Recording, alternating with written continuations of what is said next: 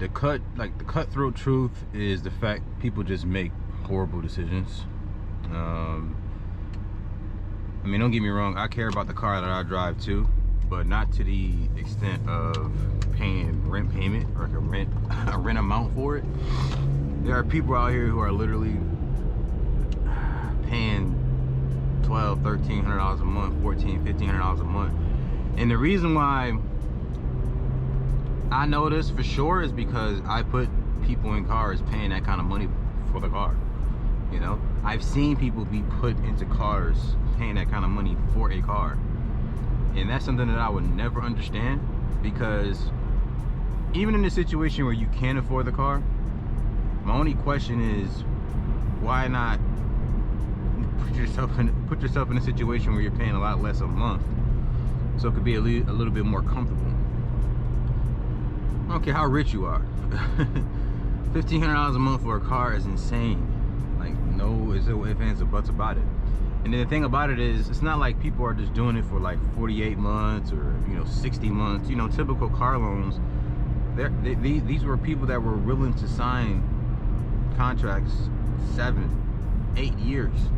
The longest I've ever seen, because I'm not putting anybody's business out here. I'm just talking about numbers, like factual numbers here, without saying anyone's name. The longest I ever did for a customer was 108 months. And under no circumstances should you ever be signing a car loan where it's going to be 108 months long.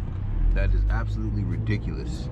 I don't care what kind of interest rate you got. 108 months, anything along that time frame.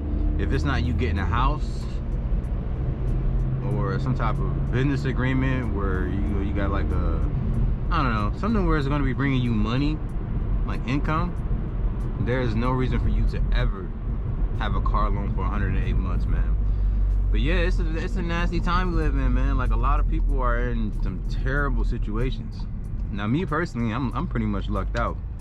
Well, not lucked out. I knew what I was doing when I first got this car. It was in the middle of COVID. Well, not the middle of COVID, but towards the tail end of it, when everyone stopped wearing the mask and all that good stuff. It was still around and everything, but everyone stopped wearing their mask. That's when I bought my car. And I ended up getting a crazy discount, and I also had a trade-in that was paid off. So I had title in hand for my car that I traded in, and then I also had an additional discount because I was an employee of the company. So I was able to leave the lot, and my car was worth more still than what I signed the contract for. And so since I had this car, like the biggest difference was probably when I had about 40,000 miles on it, where I will owe 20,000 on the car, but the car was still worth 33 or 32. You know what I mean? So situations like that. Oh, here we go. We got a Mustang, boy. But situations like that, if you're in a rare situation like that, then I'll say, yeah, of course it makes sense, because at a crunch, you can go ahead and sell the car. But now I owe less than 10 grand on this car, and I can probably still sell it for about 16 to 17. So it's to be specific, about 8 grand, 7 to 8 grand. So I'm in a situation where I had equity in my car. You know what I mean? Like, I'm not underwater. If you're going to actually do something like that, buy a car, finance it, whatever the case may be, make sure you are the one that's on top. Because being in a situation where you have negative equity and you're transferring it over to another car is just a horrible idea. It's a horrible idea. Why would you transfer $20,000, $15,000 of dead money?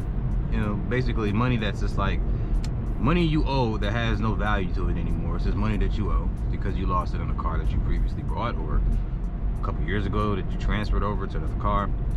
Why would you transfer that amount of money over to another car when that car is going to do the same thing that the previous car did, and that's depreciate? It just makes no sense. I don't understand this market. I don't understand why people still buying these cars when they don't need to. But on the other hand, a lot of people look at their car as a status symbol. And the crazy thing about it is, some people would spend their last on a car that they buy and drive just to look good for maybe themselves. I'll say that's partly the reasons, but most of the reason is going to be for looking good for other people. You want the perception of having money.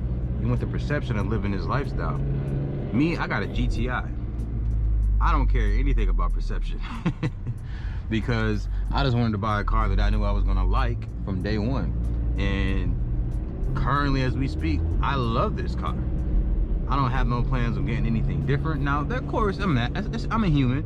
I see other cars and I do want them, but am I going to sign a contract to get these cars? Hell no. The next time I buy a car, I'm either going to be getting it cashed out, and it's going to be in addition to the car that I currently have, because I have plans in the future where I want to make this kind of like a race car, you know, make it like stage 2, stage 3, get it like 500 horsepower. But then at that point with this car, I can't be driving it every day.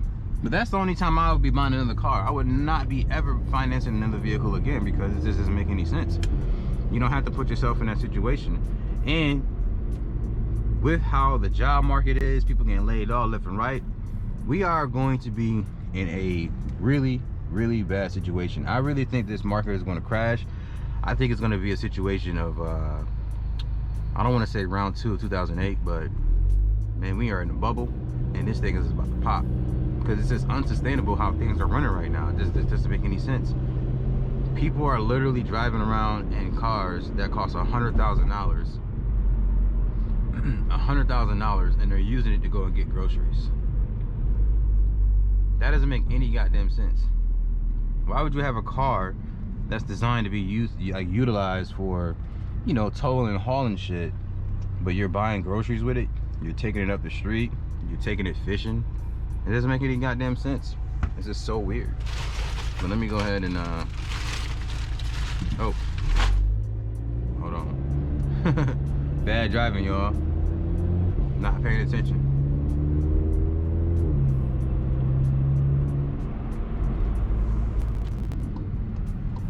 But yeah, man, like I was saying, man, this market is bad, bro. Like, it's just so bad. Like, I don't know if you guys do this, but I do this all the time. Anytime, like, I'm on the road and everything, and I'm just, you know, for example, like, I'm on the way to work, I'll look at all these cars on the road, like everything that everybody's driving, and I just ask myself, can these people really afford these cars? Like, honestly.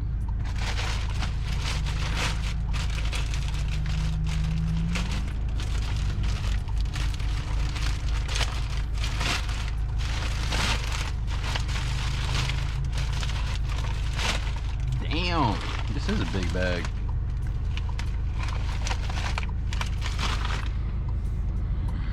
But yeah, man, you see these trucks, you see these SUVs, you see these luxury cars. You just gotta ask yourself, can these people really afford these things? And the honest truth is, no, they can't. They really can't, bro. And it's evident because most people that are in their cars just cannot afford it. And I'm not no saint or anything like that. I spend money on stupid shit all the time as well. But the difference with me is I do it within reason. Personally, I do it within reason. This is what I think. I do it within reason.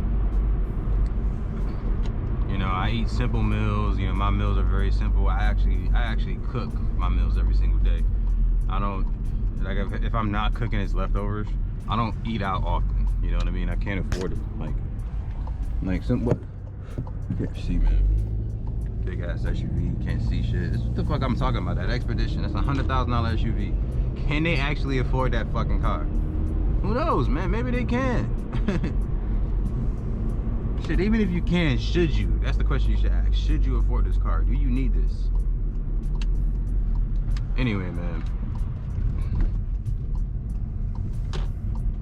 I guess we got the gate locked this morning. All right, then. Let me unlock this bad boy. Hold on, y'all.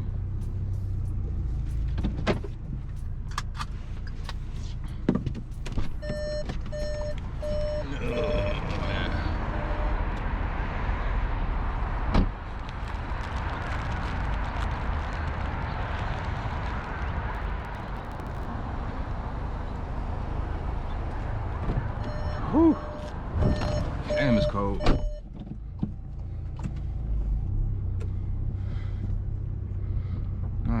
so I guess not everybody's on time this morning.